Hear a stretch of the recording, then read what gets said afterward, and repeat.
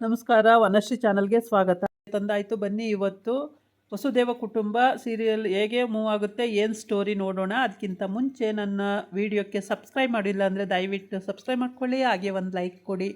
ಇವತ್ತು ಮದುವೆ ಆದ ದಿನ ನಿನ್ನೆ ಮದುವೆ ಆಗಿ ಇವತ್ತು ನಿನ್ನೆ ಎಲ್ಲ ಕರ್ಕೊಂಡು ಬಂದು ಇವತ್ತು ಬೆಳಿಗ್ಗೆ ಎಲ್ಲ ಶಾಸ್ತ್ರ ಅವೆಲ್ಲ ಮುಗಿಸ್ಕೊಂಡು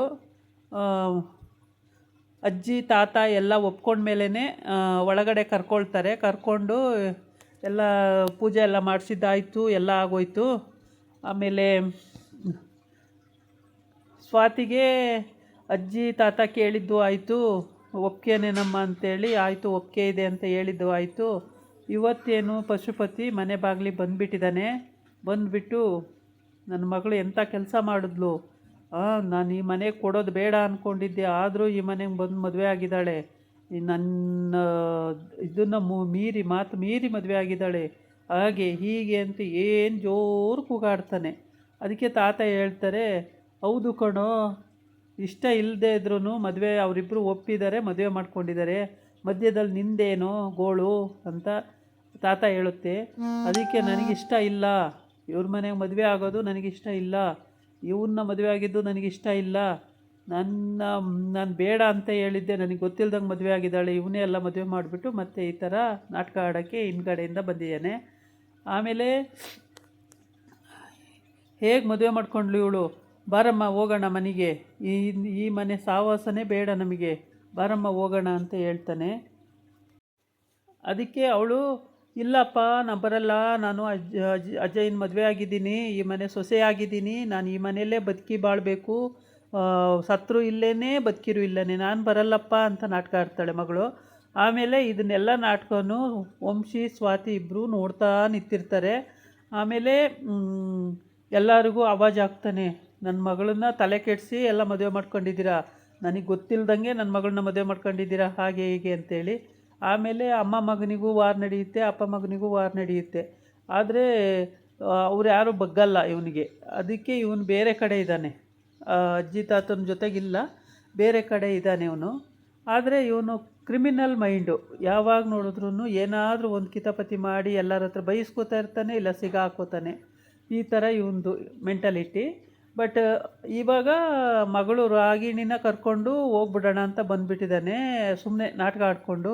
ಅವಳು ಬರಲ್ಲ ಅಂದ್ಬಿಟ್ಲು, ಅಜಯ್ನ ಬಿಟ್ಟು ನಾನು ಬರಲ್ಲ ಅಂದ್ಬಿಟ್ಲು, ಅಜಯ್ನೇ ನನ್ನ ಗಂಡ, ಸಾಯೋವರೆಗೂ ಅವನ ಜೊತೆನೇ ಬದುಕ್ತೀನಿ ಅಂದ್ಬಿಟ್ಲ. ಅಯ್ಯೋ ದೇವ್ರೇ ಅಂತ ಹೇಳ್ಬಿಟ್ಟು, ಇನ್ನು ನನ್ನ ಮನೆ ಬಾಗಿಲಿಗೆ ಬರಬೇಡ, ನೀನು ನನ್ನ ಮಗಳೇ ಅಲ್ಲ ಅಂದ್ಕೊಂಡು ಹೋಗ್ತಾನೆ. ಅಲ್ಲಿಗೆ ಮುಗಿತಾ ಹೋಗ್ಬಿಡ್ತಾನೆ. ಆಮೇಲೆ ಹೋದರೆ ಸುಮ್ಮನೆ ಹೋಗಲ್ಲ, ಪುನಃ ಸ್ವಾತಿ ಅಪ್ಪನ ಮನೆಗೆ ಹೋಗ್ತಾನೆ. ಅಲ್ಲಿ ಅವ್ರ ಅಮ್ಮ ಹತ್ರ ಜಗಳಾಡ್ತಾನೆ. ಅವ್ರ ಅಮ್ಮ ಹತ್ಲಾಗಿ ಇದು ಕುಡ್ಲುನೇ ತಗೊಂಡು ಬರ್ತಾಳೆ, ಕೊಚ್ಚಾಕ್ಬಿಡ್ತೀನಿ ನಿನ್ನ, ಇಷ್ಟೆಲ್ಲ ನಮಗೆ ಅನ್ಯಾಯ ಮಾಡಿ ಸಾಕಾಗಿಲ್ಲ ಅಂತ ಮತ್ತೆ ಬಂದಿದೀಯ ನಮ್ಮನ್ನು ಹಾಳು ಮಾಡೋಕ್ಕೆ, ಹಾಗೆ ಹೀಗೆ ಅಂತೇಳಿ. ಇಲ್ಲಿ ರಾಗಿಣಿ ಅವಳು ಹೋದ್ಮೇಲೆ ಅವನು ಹೋದ್ಮೇಲೆ ಗೊಳೋ ಅಂತ ಅಳ್ತಾಳೆ, ಬೇರೆ ನಾಟಕ ಆಡಿಕೊಂಡು. ಅಯ್ಯೋ ನಮ್ಮಪ್ಪ ಹಿಂಗೆ ಅಂದ್ಬಿಟ್ರು, ನಮ್ಮಪ್ಪ ಹಂಗೆ ಅಂದ್ಬಿಟ್ರು, ನಮ್ಮಪ್ಪನ್ನ ನಾನು ಮಾತು ಮೀರಿ ಮದುವೆ ಮಾಡ್ಕೋಬಾರ್ದಾಗಿತ್ತು, ತಪ್ಪು ಮಾಡಿಬಿಟ್ಟೆ ನಾನು, ಹಾಗೆ ಹೀಗೆ ಅಂತ ಎಲ್ಲ ನಾಟಕ ಆಡ್ತಾಳೆ. ಆಮೇಲೆ ಜೊತೆಗೆ ಅತ್ತೆನೂ ಸೇರ್ಕೋತಾಳೆ. ಅಯ್ಯೋ ಹೋಗಲಿ ಬಿಡು, ಇನ್ನೇನು ಮಾಡೋಕ್ಕಾಗುತ್ತೆ, ಅವರಿಗೂ ಸಿಟ್ಟು ಬರುತ್ತೆ, ನೀವಿಬ್ಬರು ಹೇಳ್ದೆ ಕೇಳ್ದೆ ಮದುವೆ ಮಾಡ್ಕೊಂಡಿರೋದು, ಮತ್ತು ಅವರಿಗೂ ಸಿಟ್ಟು ಬರಲ್ವಾ, ಅದಕ್ಕೆ ಅವ್ರು ಹಂಗೆ ಅಂತಿದ್ದಾರೆ ಪಶುಪತಿಯವರು, ನೀನೇನು ಚಿಂತೆ ಮಾಡಿಬಿಡ, ಸುಮ್ಮನಿರಮ್ಮ ಅಂತ ಅವಳು ಅಂತಾಳೆ. ಸರಿ ಅಂತ ಹೇಳ್ಬಿಟ್ಟು ಇವ್ರದ್ದೆಲ್ಲ ಡ್ರಾಮಾ ಮುಗಿಯುತ್ತೆ. ಎಲ್ಲರೂ ಒಂದೊಂದು ರೀತಿ ಡ್ರಾಮಾ ಆಡೋರೆ, ಅದೇನು ಕಲ್ತ್ಬಿಟ್ಟಿದ್ದಾರೋ ಏನು ಕತೆನೋ ಗೊತ್ತಿಲ್ಲ, ಬೇರೆ ಬೇರೆ ರೀತಿಯೇ ಡ್ರಾಮಾ ಆಡ್ತಾರೆ. ಇವಳು ಡ್ರಾಮಾ ಆಡಿದ್ದಾಯಿತು, ಇವಳು ಸೊಸೆದು ಡ್ರಾಮಾ ಆಗೋಯ್ತು. ಆಮೇಲೆ ವಂಶಿ ಮೇಲೆ ಬಾಲ್ಕನಿಲಿ ಕೂತಿರ್ತಾನೆ. ಅಲ್ಲಿಗೆ ರಾಗಿಣಿ ಮತ್ತು ಅಜಯ್ ಇಬ್ಬರು ಹೋಗ್ತಾರೆ. ಹೋಗ್ಬಿಟ್ಟು, ಅಣ್ಣ ನಿನ್ನ ಹತ್ರ ಸ್ವಲ್ಪ ಮಾತಾಡಬೇಕಣ್ಣ ಅಂತ ಹೇಳ್ತಾನೆ. ಸರಿ ಬನ್ನಿ ಕೂತ್ಕೊಳ್ಳಿ ಅಂತ ಹೇಳ್ತಾರೆ. ಆಮೇಲೆ ಅಲ್ಲೇ ನಿಂತಿರ್ತಾರೆ, ಬನ್ನಿ ಕೂತ್ಕೊಳ್ಳಿ ಫಸ್ಟು, ಆಮೇಲೆ ಮಾತಾಡಿರಂತೆ, ಫಸ್ಟ್ ಕೂತ್ಕೊಳ್ಳಿ ಆಮೇಲೆ ಮಾತಾಡಿರಂತೆ ಅಂತ ಹೇಳ್ತಾನೆ ವಂಶಿ.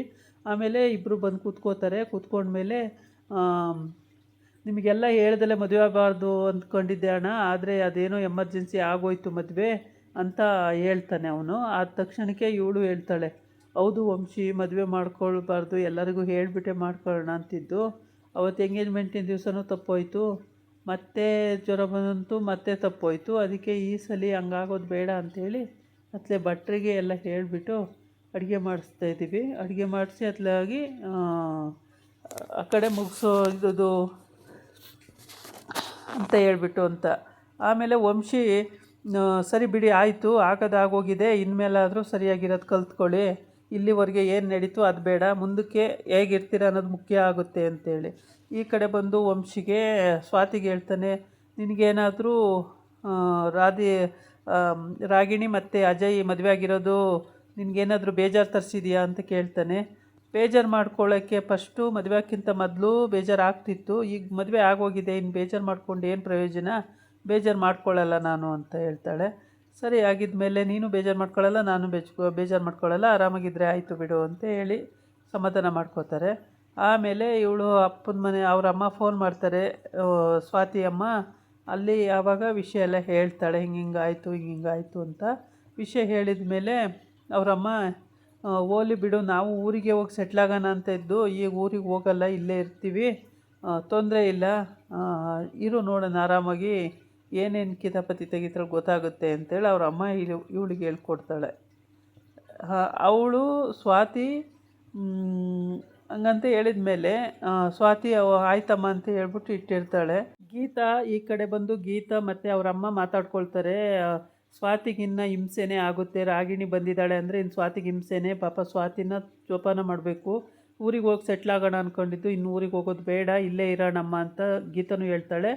ಆಮೇಲೆ ಗೀತನ ಅಮ್ಮನೂ ಅದನ್ನೇ ಹೇಳ್ತಾಳೆ, ಇಲ್ಲ ಇಲ್ಲೇ ಇರೋಣ, ಊರಿಗೆ ಹೋಗೋದು ಬೇಡ, ಇನ್ನು ಕಿತಾಪತಿನೇ ಇವಂದು ಪಶುಪತಿದು ಕಿತಾಪತಿನೇ ಆಗುತ್ತೆ, ಇನ್ನು ನೆಮ್ಮದಿ ಕೊಡಲ್ಲ ಇರೋಕ್ಕೆ ಅಂತೇಳಿ ಹಂಗಂತ ಮಾತಾಡ್ತಿರ್ತಾರೆ. ಅಷ್ಟೊತ್ತಿಗೆ ಅಲ್ಲಿಗೆ ಎಂಟ್ರಿ ಆಗ್ತಾನೆ ಪಶುಪತಿ. ಎಂಟ್ರಿ ಆಗಿ ಅಲ್ಲೂ ಬಾಯಿ ಬಂದಂಗೆ ಬೈಯಕ್ಕೆ ಹೋಗ್ತಾನೆ. ಆಮೇಲೆ ಅವಳಿಗೆ ಸಿಟ್ಟು ಬಂದು ಕುಡ್ಲುನೇ ತಗೊಬಂದ್ಬಿಡ್ತಾಳೆ, ಕೊಚ್ಚಾಕ್ಬಿಡ್ತೀನಿ ಬಾಯಿಗೆ ಬಂದಂಗೆಲ್ಲ ಮಾತಾಡಿದ್ರೆ ಅಂತೇಳ್ಬಿಟ್ಟು. ಆವಾಗ ಅಲ್ಲಿ ಇರೋರೆಲ್ಲ ಬಿಡಿಸ್ಕೊಂಡು ಸಮಾಧಾನ ಮಾಡ್ತಾರೆ. ಆವಾಗ ಇವನಿಗೆ ಹಿಂಗೆ ಕಿತಾಪತಿ ಮಾಡೋದೇ ಆಗುತ್ತೆ. ಮತ್ತು ಆ ಮನೇನ ನನ್ನ ಮೋಸದಿಂದ ನಿನ್ನ ಮಗಳು ಬರ್ಸ್ಕೊಂಡಿದ್ದಾಳೆ, ನನ್ನ ಮನೇನ ನನಗೆ ವಾಪಸ್ ನಾನು ಹೆಂಗೆ ತಗೋಬೇಕು ಅಂತ ಗೊತ್ತು, ನೀನು ಸಂಪಾದನೆ ಮಾಡಿದ್ದಲ್ಲ ಅದು ಅಂತೇಳಿ ಅವಳು ಬೈತಾಳೆ ಬಾಯಿಗೆ ಬಂದಂಗೆಲ್ಲ. ಎಷ್ಟು ಬೈದ್ರೂ ಅವನಿಗೆ ಮಾನ ಮರ್ಯಾದೆನೇ ಇರಲ್ಲ. ಹಾಗೆ ಎಲ್ಲರ ಹತ್ರ ಹೋಗಿ ಉಗಿಸ್ಕೊಳ್ತಾನೆ ಮಾಡ್ತಾನೆ. ಅವ್ನು ಸ್ವಂತ ಕಷ್ಟಪಟ್ಟು ದುಡ್ದಿದ್ರೆ ಅದ್ರ ಬೆಲೆ ಏನು ಅಂತ ಗೊತ್ತಾಗೋದು. ಆದರೆ ಅವ್ನು ದುಡ್ದಿಲ್ವಲ್ಲ, ಬೇರೆಯವ್ರು ದುಡ್ದಿರೋ ದುಡ್ತಾನೆ, ಅದಕ್ಕೇ ಅವನಿಗೇನು ಕಷ್ಟ ಗೊತ್ತಾಗಲ್ಲ. ಎಲ್ಲ ಕಡೆ ಹೋಗಿ ಫಿಟ್ಟಿಂಗ್ ಇಟ್ಟು ಮನೆ ಸಂಸಾರನೇ ಹಾಳು ಮಾಡ್ತಾನೆ. ಈ ಕಡೆ ಬಂದ್ಬಿಟ್ಟು ಮಗಳನ್ನಾಗಲೇ ಆಚೆ ಕರೆದು ಮನೇಲಿ ಏನು ನಡೀತಾಯಿದೆ ಅಂತ ಎಲ್ಲ ವಿಷಯ ತಿಳ್ಕೊಳ್ತಾನೆ. ಇದು ಇವನು ಮೆಂಟಾಲಿಟಿ. ಈ ಥರ ಇವನು ಯಾವಾಗ ನೋಡಿದ್ರೂ ಇದೇ ರೀತಿ ಎಲ್ಲ ಆವಾಗಲೂ ಹೀಗೆ ಮಾಡ್ದ, ಈಗಲೂ ಹೀಗೆ ಮಾಡ್ತಿದ್ದಾನೆ. ಆರಾಮಾಗಿ ಮಗಳನ್ನ ಸ್ವಲ್ಪ ಮೆತ್ತಗೆ ತಂದುಬಿಟ್ಟು ಅವ್ರ ಮನೆಗೆ ಸೇರಿಸ್ಬಿಟ್ಟಿದ್ದಾನೆ. ಇವಾಗ ಸೇರಿಸ್ಬಿಟ್ಟು ಏನು ಗೊತ್ತಿಲ್ಲ ಅನ್ನಂಗೆ ಹೇಳ್ತಾವನೆ. ಈಗ ತಂಗಿ ಮಗ ಇನ್ನೊಬ್ಬ ಬರಬೇಕು, ಈ ವಿಷಯ ಗೊತ್ತಾಗಬೇಕು, ಅಲ್ಲಿವರೆಗೆ ಇವನು ಹಿಂಗೆ ಮುಚ್ಚಿಟ್ಟಿದ್ದಾನೆ.